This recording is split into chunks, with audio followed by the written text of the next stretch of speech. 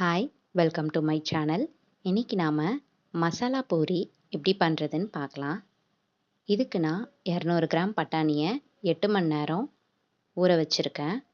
8 மணி நேரம் ஊறினதுக்கப்புறமா தண்ணியெல்லாம் வடிகட்டிட்டு ஒரு குக்கரில் சேர்த்துக்கிறேன்.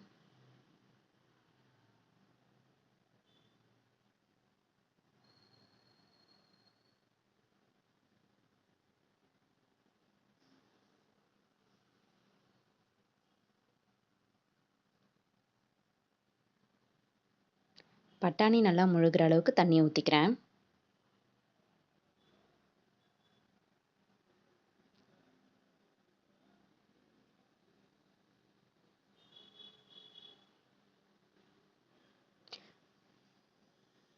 பட்டாணிக்கு தேவையான உப்பு போட்டுக்கிறேன்.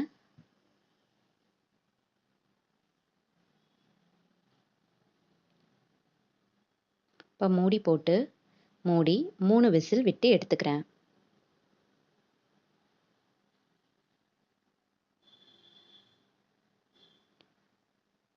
மூணு விசில் வந்ததுக்கப்புறமா ஸ்டவ் ஆஃப் பண்ணி ஆற வச்சிடுங்க.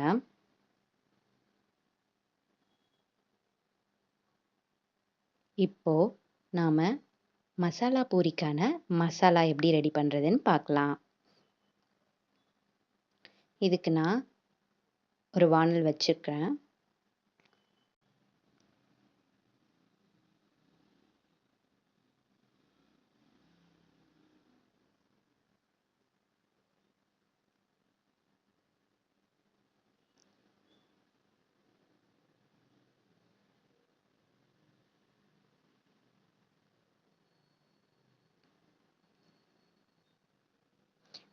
வானலில் 2 ஸ்பூன் எண்ணெய் விட்டுக்கோங்க.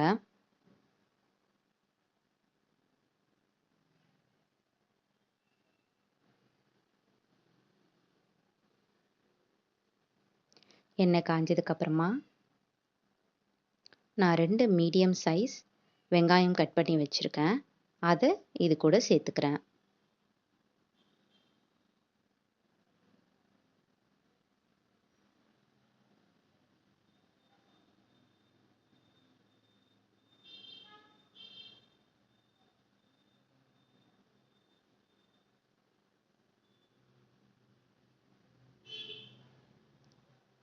வெங்காயத்தை நல்லா வதக்கிக்கோங்க.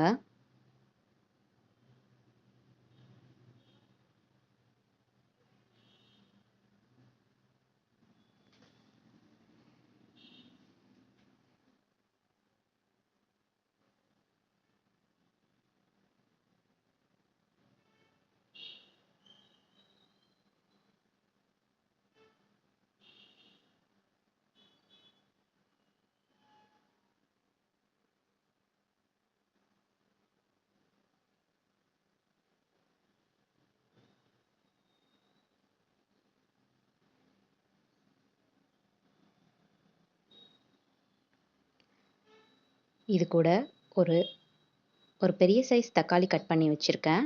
அதை சேர்த்துக்கிறேன்.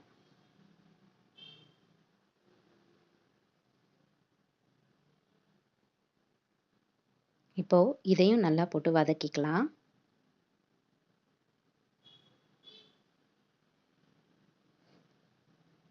இது கூட 5 பல் பூண்டு, அரை துண்டு இஞ்சியும் கட் பண்ணி சேர்த்துக்கிறேன். எல்லாத்தையும் நல்லா வதக்கிக்கோங்க.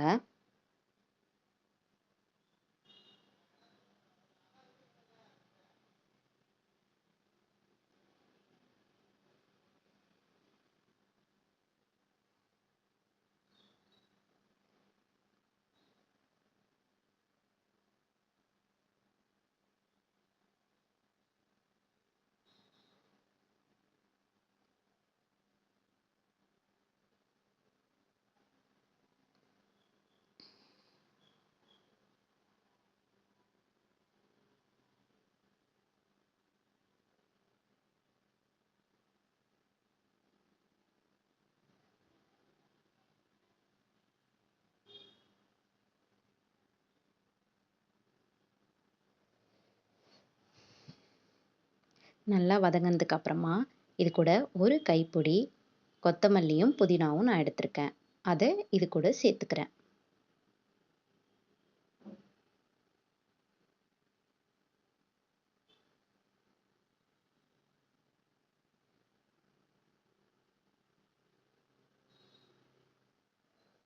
இப்போ எல்லாத்தையும் நல்லா வதக்கிக்கோங்க.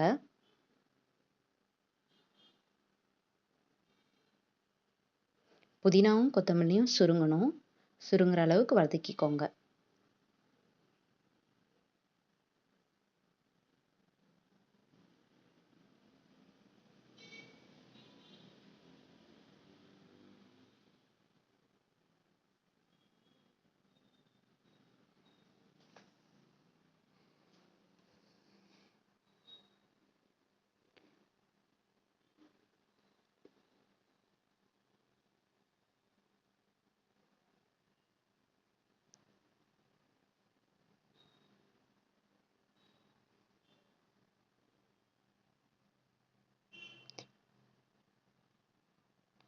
நல்லா வதங்கினதுக்கு அப்புறமா ஸ்டவ் ஆஃப் பண்ணிவிட்டு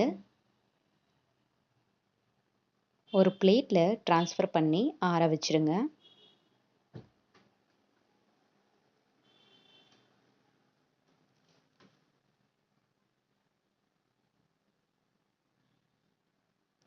நல்லா ஆறட்டும். ஆறுனதுக்கப்புறமா ஒரு மிக்ஸி ஜாரில் போட்டு நம்ம அரைச்சிக்கலாம்.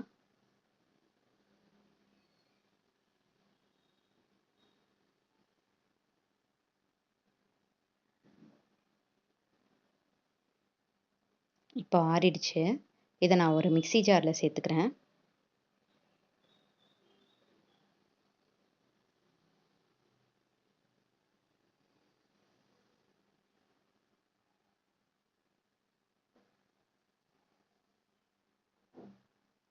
இப்போ இதை அரைச்சிட்டு வந்துடலாம். அரைச்சதுக்கப்புறமா ஸ்டவ் ஆன் பண்ணி வானல் வச்சுக்கோங்க.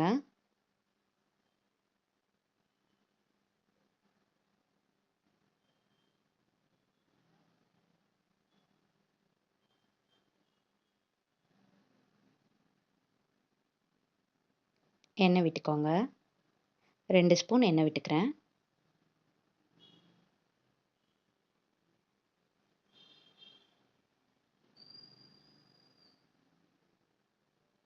இப்போ நாம் அரைச்சி வச்ச அந்த பேஸ்ட்டை வானலில் ஊற்றிக்கலாம்.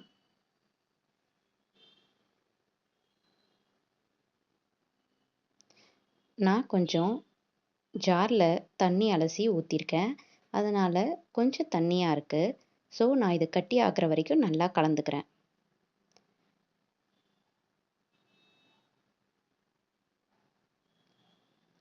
இங்கே பாருங்கள், தண்ணியாக இருக்குது. இது திக்காகணும். இது திக்காகிற வரைக்கும் நான் கலந்துக்கிறேன். கிளறி விட்டுக்கிட்டே இருக்கேன்.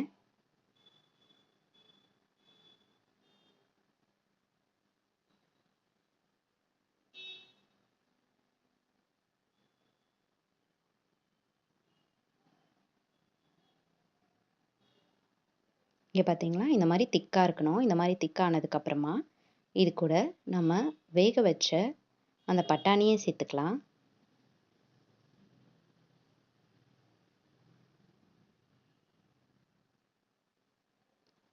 கூடவே நான் வேக வச்சு மசிச்சு வச்ச உருளைக்கிழங்கையும் சேர்த்துக்கிறேன். நீங்கள் பட்டாணி கூடவே உருளைக்கிழங்கு போட்டு வேக வச்சுக்கோங்க. நான் முன்னாடியே வேக வச்சதுனால நான் வீடியோவில் சொல்லலை.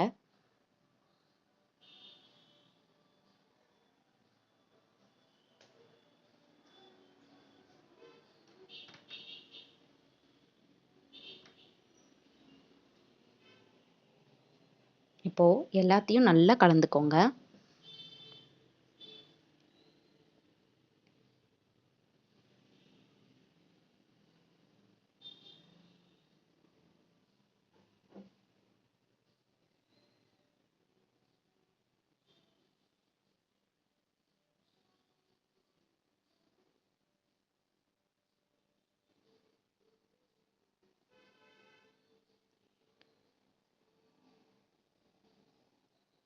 இப்போ நாம் மசாலாஸ்லாம் சேர்த்துக்கலாம். நான் 1½ ஸ்பூன் கரம் மசாலா போட்டிருக்கேன்.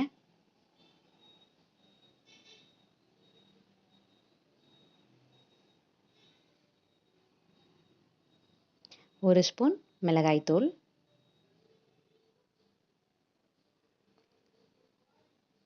இந்த மசாலாவுக்கு தேவையான அளவுக்கு நான் உப்பு போட்டிருக்கேன். நான் காரம் ரொம்ப கம்மியாக போட்டிருக்கேன். உங்களுக்கு காரம் அதிகமாக பிடிக்கும் அப்படின்னா நீங்கள் 2 ஸ்பூன் கூட போட்டுக்கலாம். மிளகாய்த்தூள் 2 ஸ்பூன் கூட போட்டுக்கோங்க.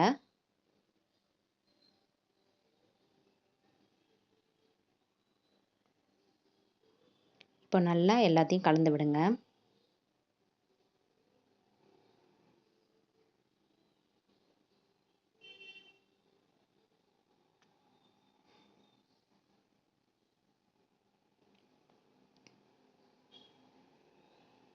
இந்த மசாலா கிரேவி ரொம்ப திக்காக இருக்குது. கொஞ்சம் தண்ணியாக இருந்தால் தான் நல்லாயிருக்கும்.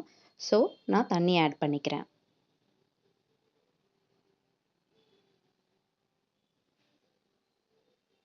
இப்போது நல்லா கலந்து விடுங்க. நல்லா கொதிக்கட்டும்.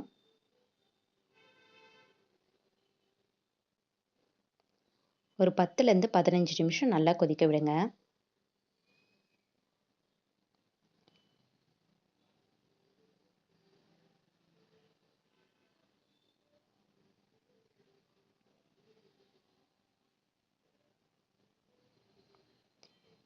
கொதிச்சதுக்கப்புறமா ஸ்டவ் ஆஃப் பண்ணிவிடுங்க.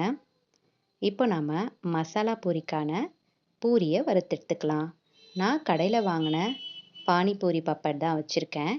நான் அதை பொரித்து எடுத்துக்கிறேன்.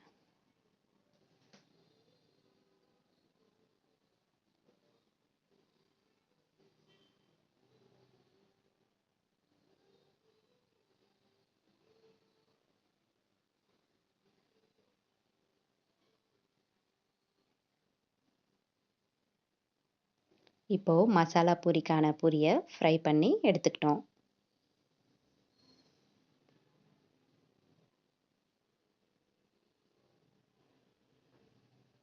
இப்போ நம்ம சர்வ் பண்ணிடலாமா? பா மசாலா பூரிக்கான பூரியை உடைச்சி விட்டுக்கோங்க.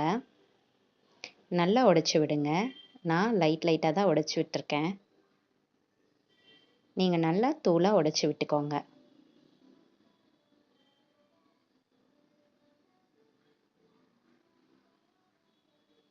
இது கூட நம்ம ரெடி பண்ண அந்த மசாலா குழம்ப ஊற்றிக்கலாம்.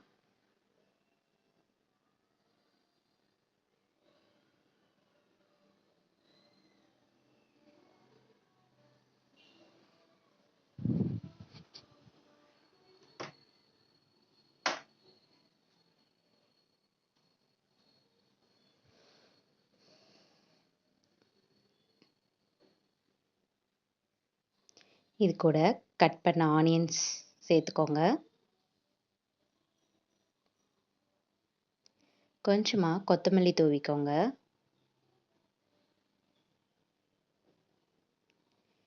இது கூட சேர்க்க நான் கார்ன்ஃப்ளெக்ஸை வறுத்து வச்சுருக்கேன். அதையும் சேர்த்துக்கிறேன். ஃப்ரை பண்ண கார்ன்ஃப்ளெக்ஸ் இருக்குது, அதை சேர்த்துக்கிறேன். உங்ககிட்ட கார்ன்ஃப்ளெக்ஸ் இல்லைன்னா நீங்கள் ஓம்படியும் சேர்த்துக்கலாம். ரொம்ப டேஸ்ட்டாக இருக்கும். அவ்வளோதான், மசாலா பூரி ரெடி. செஞ்சு பார்த்துட்டு உங்களோட ரிவ்யூஸை கமெண்ட்ஸில் சொல்லுங்கள். ஈவினிங்க்கு ரொம்ப டேஸ்டான மசாலா பூரி பசங்களுக்கு செஞ்சு தந்து எப்படி இருக்குன்னு ரிவ்யூஸை சொல்லுங்கள். சேனல் பிடிச்சிருந்தா சப்ஸ்கிரைப் பண்ணிக்கோங்க.